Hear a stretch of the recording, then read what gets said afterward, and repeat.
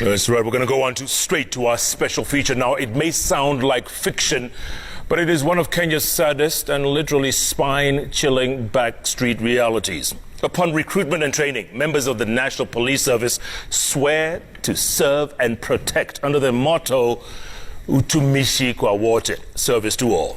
But we now know that the said service has been offered beyond the bounds of the noble and acceptable. Our year-long investigations have established that rogue elements within the police service have also been providing services to criminals by hiring their guns out for purposes of robberies and even murder. Our investigations have established the existence of underhand dealings involving the criminals, the police, and brokers in a trinity that presents a shocking misuse of law enforcement items such as guns, bullets, uniforms, and even handcuffs that should otherwise be in the possession of the Kenyan security authorities. Our crew went undercover and managed to get the criminals working with as little as 1,000 shillings for hire of police uniforms and just 5,000 shillings for a firearm. At some point in the investigations, access to these items proved as easy as an open market walkthrough. Our investigative reporter, Mwambia, here now brings you our special investigative story. We are calling it Guns Galore. It is a guns galore. Some police officers hire out their guns, and gangsters use police guns to rob and kill.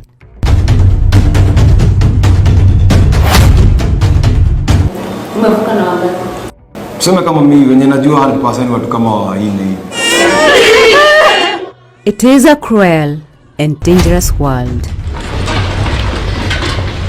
and death a constant companion. We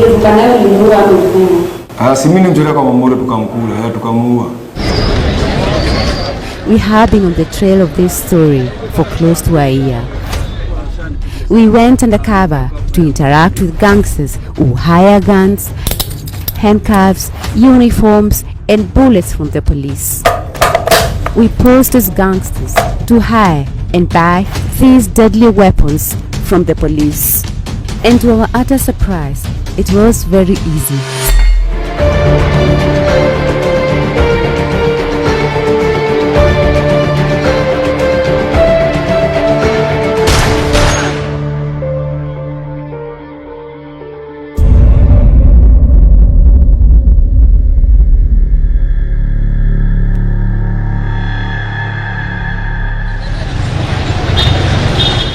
When I heard about this story, it sounded fictitious. I set out on a journey to look for the people involved in this rather dangerous business.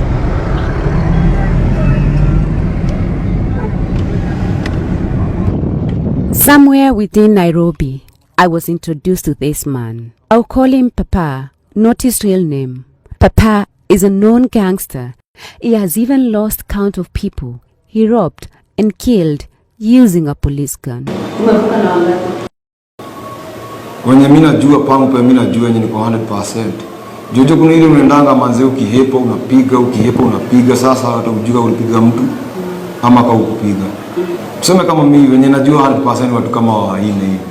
Ukitaka pekee na kuhunt. Mimi wasiniambia kitu yote. Au tukai? Wasistuki. Hakuna sema za plani nikiwa soba kila saa ni kama ndoto zangu.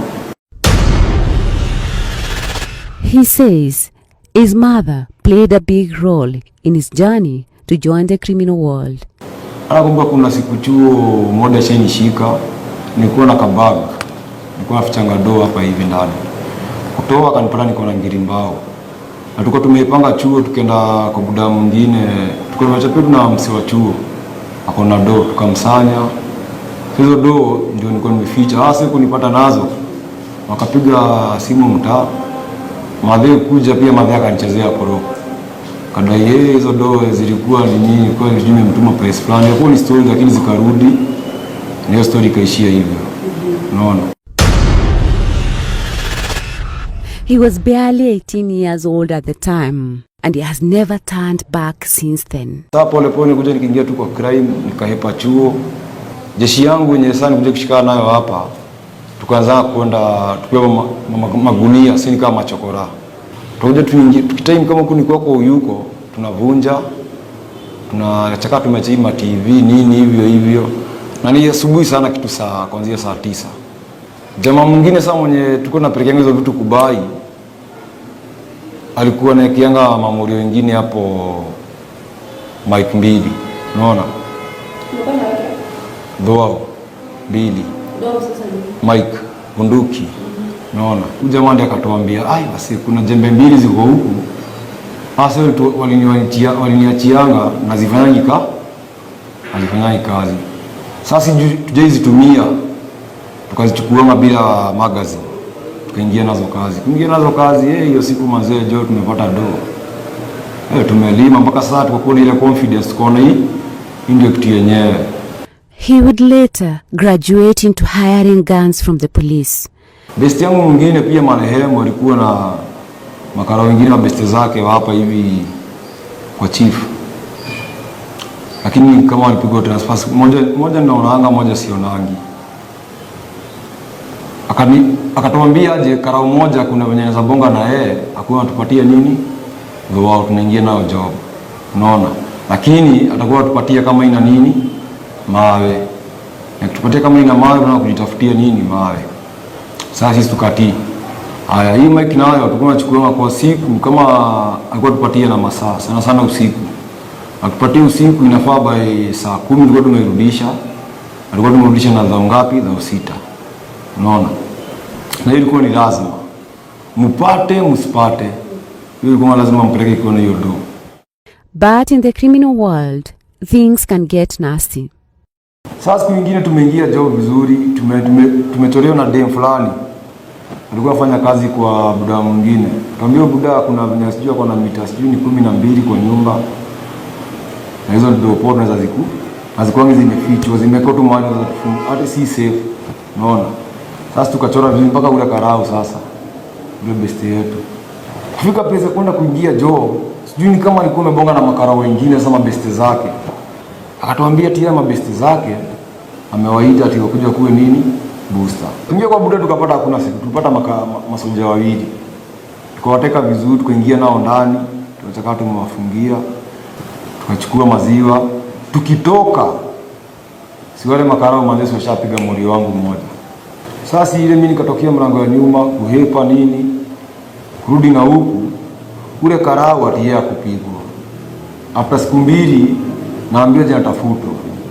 Na zile do yenyewe siwezi kudanganya sikitoana nazo. Mimi nilipanic nikaangusha bag na nikasikia tu karawe anatafuta ati mimi ndio tuifanye hiyo scene. Sasa unajua yeye sema yeye alikuwa.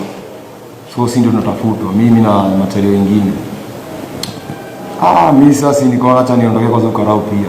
Papa then confesses to me how he planned the execution of the said cop whom they considered a traitor. Kumuondokea kwenye nikahepea saidi za kochi. Karao sijui alipelekwa transfer kaletwa huko. Ule. Mtuvikuwa na yeye huko. Nikajua sasa je nitamcheza hata enda namcheza. Juu hata mimi nilikuwa naona life yangu iko danger either yake ama yangu. Unaona? Sikabidi mimi nimevuka na yeye. Ulivuka naye ulimuua hapo mfano. Si mimi nimchora kwa mamore tukamkula, tukamuua. I went back to the archives to confirm his allegations, and this is what I found out. On the 1st of June 2013, a policeman was shot dead by thugs. Every detail in the newspaper article matched his description of the scene. The stolen firearm was, however, not reported. Papa revealed to me how the whole business works. Ama karao kudili nao ndio uanze kuhaya hii bunduki au ndangi direct kwa karao. Lazima kuwe na mediator mse atakushikanisha kwanza nao, unaona? First lazima kuwe na do. Lazima kuwe umetafuta maziwa kwanza tuseme kama uko na ngiri 50. Each gun comes at a different price. Juu pistol ni 5,000 nini AK47 bila magazine. Sana sana hapa mtaani nipe najua hapa mtaani ni ukuni. Unaona kama ina magazine. Juu ikiwa na mawe sasa mawe ndio ikiongezea nini? Bei. Unaona? Nayo AK47 ni ngumu sana Karawa kupatia. Blue Boy si rahisi kupatia. Sasa wao ni ma-AP. Unaona? Juu AP wananga amari. AP akipatiwa mic yake anaenda kudoze nayo wapi? Kwa nyumba. So hata usiku hawajui kenye yule jamaa anafanyia. Hata ukitaka vest huwezi kosa. Vest ya nini? Ya bulletproof. Bora uko na do.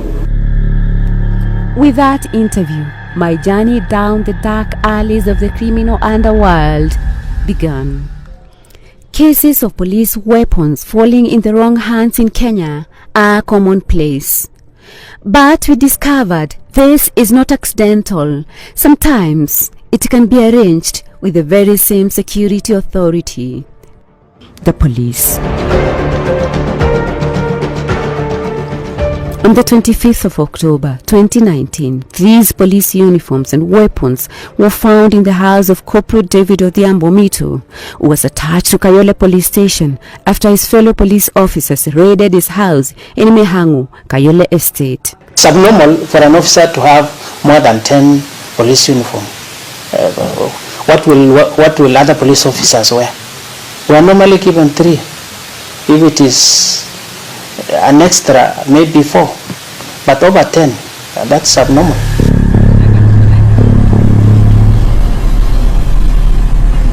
We approached players in the weapons business who demonstrated to us the ease with which acquisition of firearms is executed. From automatic weapons to pistols, from police uniforms to handcuffs, everything is available for hire. Halo, ni aje babayo? Nilikuwa nauliza kama kuna place unaweza pata mali niende shughuli fulani alafu nikurudishie.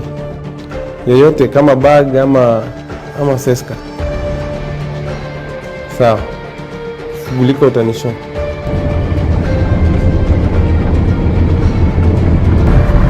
I'm now headed to Nakuru.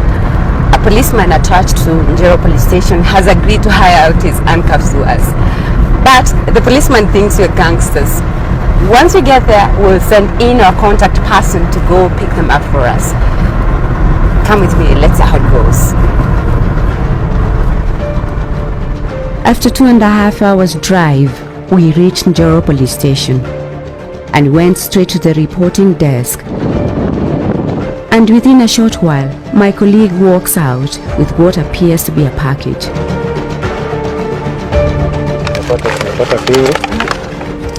Do they have a serial number? We hired this with only 1,000 shillings. We are supposed to return them after 24 hours. But we will not honor that part of the deal. They will remain in our custody up to the end of the assignment. We drove back to Nairobi and headed straight to the next of our dangerous assignment.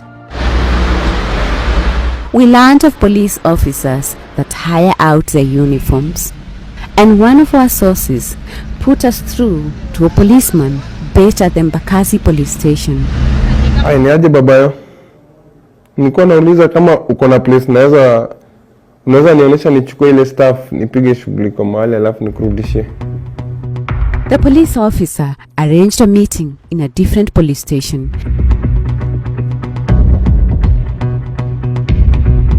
Matopeni police station, located in Ruai. The script appeared to be played the same way, though by different characters and a different location. For only 2,000 shillings, we hired administration police uniforms. We were given 2 pairs, together with this jacket that is used to carry extra bullets or water bottles.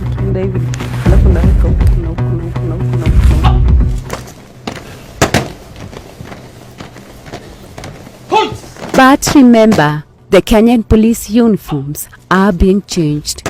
So we decided to get the new police uniforms. Just how easy is it? We contacted several police officers, and within a few days, we were asked to go pick them up.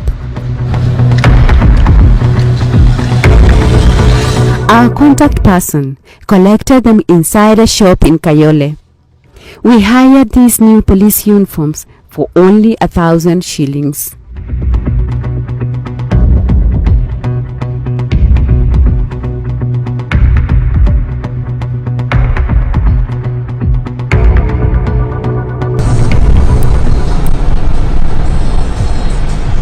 I am now about to get the bullets.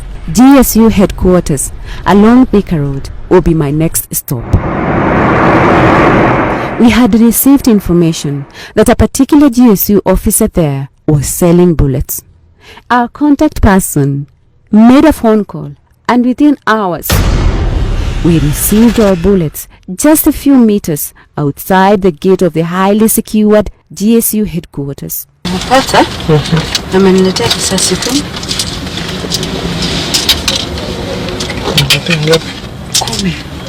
A bullet costs 1,000 shillings and bears the sign of the factory that manufactures the bullets for the Kenyan government. So far, it has been easy to get the police handcuffs, bullets, and their uniforms. Easy as ABCD, and also way less dangerous than we had expected. We are now moving to the next stage, firearms. We are driving to Dandora in Nairobi's Eastlands area. I had contacted a person who hires guns from the police. On arrival, our contact person gets into our vehicle. He directs us to a different location where we are kept waiting by the roadside for close to an hour.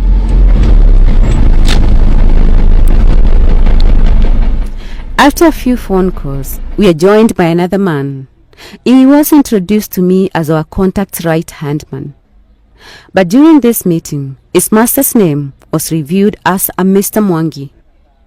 Here, they tell me that trust is the key and security to any business deal. They warned me that Mwangi's other men were in the vicinity watching my every move. The meeting did not last long, but they agreed to help me hire a Siska pistol from the police. For this, they needed a down payment of 5,000 shillings. A further 10,000 shillings is to be paid once the gun is received. The entire business deal was to take just a week. A few days later, I received a text message moving the date of the deal. The text message reads, I will call to confirm if we will do it tomorrow or Wednesday, please. The deal is still on, my dear, please. The deal was moved to Saturday afternoon, but that was not to be. I've just been informed by a middleman that Mwangi was shot dead last night after allegedly breaking into a shop in Kayole State.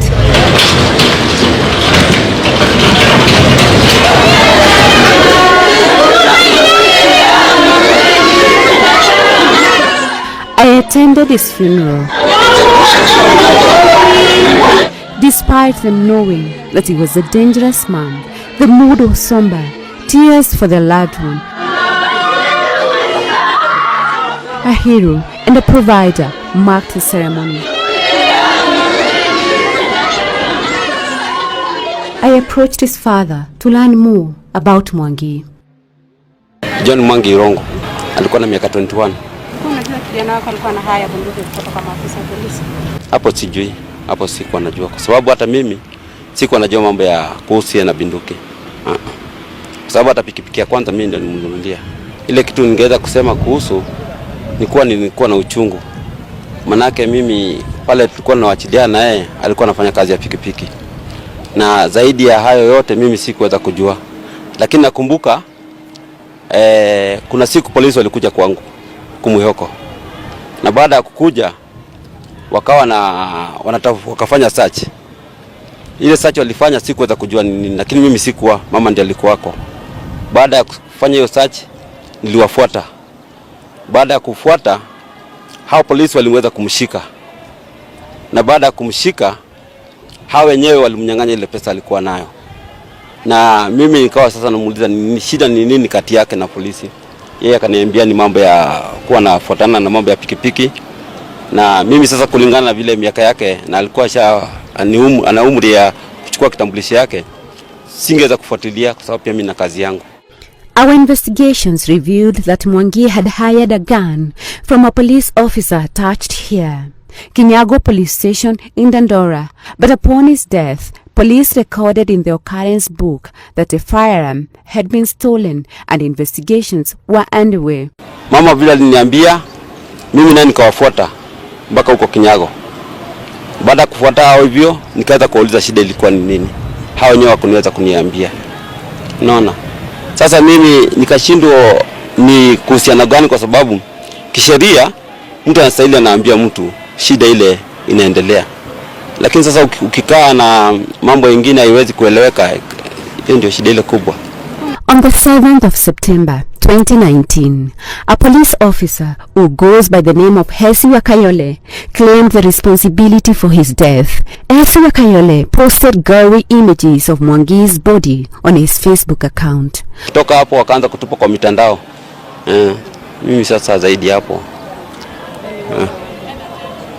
Pale walimuua mimi sijui, kwa sababu mimi tuliambilio dadake ndiye aliniambia na mimi tukafuata huko situ moja. But remember that a source we had spoken to earlier had explained to us how the system works in case someone is arrested or killed. Tuseme labda ukarao amenipatia mic. Unaona? Nimeenda kazi, nimevaliwa nayo. Kwanza kabisa inaweza kuja aizuie nisivaliwe nayo. Kitu ya kwanza nafanya hivi, nakuja tu kama ameniua. Nikishikwa mbele, naweza toa do cash. Juu mara mingi nakuanga ni kuanzia 200,000. Ana nilikuwa nimeshikwa na flying squad, nilikuwa nimeshikwa na kina nani. Bro niko na hiyo do cash man. Watachukua do, achukue hiyo mzigo, hiyo mic. Kama ilikuwa karao fulani, ndio anaweza rudishiwa ama itupwe, na hiyo noma ishia hapo. Unaona? Ndio sasa kama ati tuseme sina do, nimeshikwa na hiyo mic. Labda jamaa ametumia Godfather, imekatikana kabisa. Yeye pia utumia do. Si wale makara walinishika, wamenishika na ile mic, atawapigia simu. Ambie ni aje, awatafutie do fulani. Mimi wanisukume mpaka wapi? Mpaka station ya huko. Kwenye yeye hapo. Na hiyo mic. Wakinileta tu huku si wananichukua, napelekwa msituni, mimi namalizia yangu na story inaisha hivi.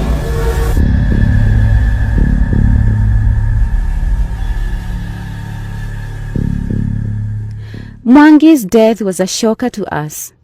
It opened our eyes, and we had come face to face with the reality. But we continued anyway with our assignment. We spent months looking for police officers who are involved in this kind of business. We made several trips to Dandora, Kayole, Korogosho, Isli, Kawangware. Sometimes the assignments ran through the night. In Pipeline, we spent months. A colleague was arrested there and beaten up by the police when he interrupted their meeting inside a bar. He spent a night at Embakasi police station. That incident did not discourage us from pursuing the next stage of the assignment. As we continued with the investigations and reaching out to different players, we discovered that it is not only the police officers who are involved in this kind of business. A barracks connection to the firearms hire business. A man who claimed to work closely with a military man. Tashughulika na sasa shida ule jamaa tunafanya na yeye ana insist kujua ni gani. Nimekomea ni 16. Ya 16. Tafadhali. Sasa. Wewe shughulika, mimi nikikushoa ni kufanya. Hata subiri kupigia juu mzali nipigia simu. Sawa. Akaanza kama ni atokee akuje nayo, sasa nikamwambia kwanza tuasali na wewe. Asitoke nao ndo akuje nao mpaka Isili. Mzee nishabongana sasa, nishaongea naye nimemweka tamaa, unajua. Pia nataka busy zilikuwa 3, sasa hiyo 2 zimeenda imebaki moja. Hata mzee mwenyewe korongo, lakini sasa shughuli tafanyia Isili. For several days, negotiations continued. Tunaweza meet kesho saa 4 kamili. Saa 4. Ile area yetu. Sawa, tutapatana hapo sawa? Pale mosque. Ile unajua? Okay, sawa. We settled for a Seska pistol. We are just about to get our first gun. We left the office knowing that our meeting place was Dandora, but we were directed to a different location, Kiamaiku.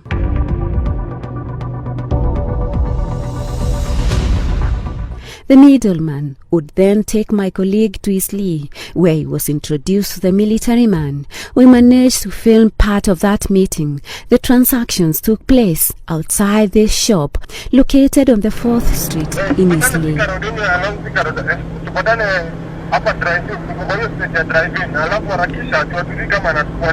Alafu amekupa mzigo?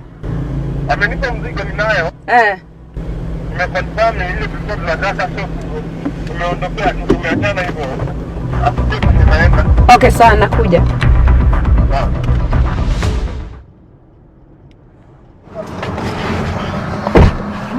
Umepata?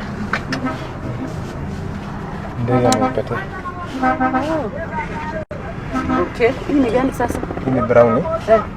Na tutaangalia kama iko safe. Haina risasi. Kwa hivyo. Tutarudisha. Haina kitu yote. Okay. Lakini inafanya job ama ni? Inafanya, hii ni bunduki kabisa, inapiga risasi. Ni real. Hata tukatafuta risasi sasa hivi tusikie hapa. Tuone kila mtu akitoroka. Haina chochote. Instead of a Seska pistol, we got a brown pistol, but we had no choice. It was a done deal. Here, the saying, once goods are sold, they cannot be returned, comes in handy. Don't you worry, it has no bullets. This is a weapon we received along Thika Road. We have established it originated from a military man said to be in close dealings with criminals. The military man works here at Langata Army Barracks. This brown pistol goes for 50,000 shillings. We decided to aim higher for the next caliber of weapons, an assault rifle. We went for an AK-47, a weapon designed for war and used by combatants in conflicts across the world. Nimebeba zaidi ya 30, niko na 32 hizi vitu nimebeba. So kuwa mpole, naweza fanya kitu ni mess. Unajua hii kitu sio ati unapitia kwa barabara kienyeji. Kwa hiyo lazima nikuwe mwangalifu. Ndio nisikutie mashakani na mimi sijitie na hao wengine pia. Some of the players in the business got wind that we were not genuine clients and that we were journalists. Threats started coming in. Mlikuwa mnataka kuua nani? Mlikuwa mnataka kuua nani na hiyo bunduki? Na wewe ulikuwa unataka pesa, ulikuwa ngoja pesa yenu niko nayo. Mtajua mjui. Morris turned out unreliable. He disappeared. By this time, we had established that Morris was bringing in guns from South Sudan border, and such guns would find their long way into Nairobi. We tried yet another policeman. Hiyo story kata kabisa. Hiyo story ni chaki. We placed an order through yet another policeman. Na uko chonjo? Poa sana mtu wangu. Mali niko nao. Sawa. And to our surprise, one was delivered at a city parking lot. I picked it and headed straight to our newsroom.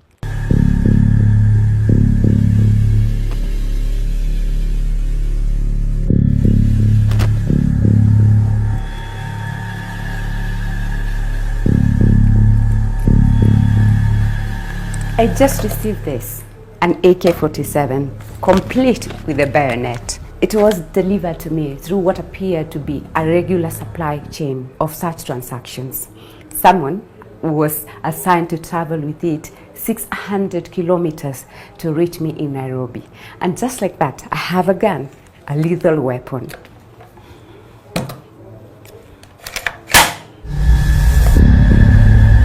An AK-47 will cost you between 80,000 to 200,000 Kenyan shillings. And drug police officers are literally making a killing.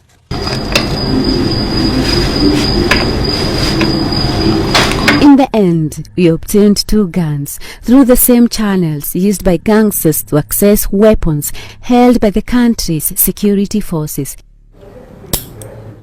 It was easy as it was chilling. Purity Mwambia, Citizen TV.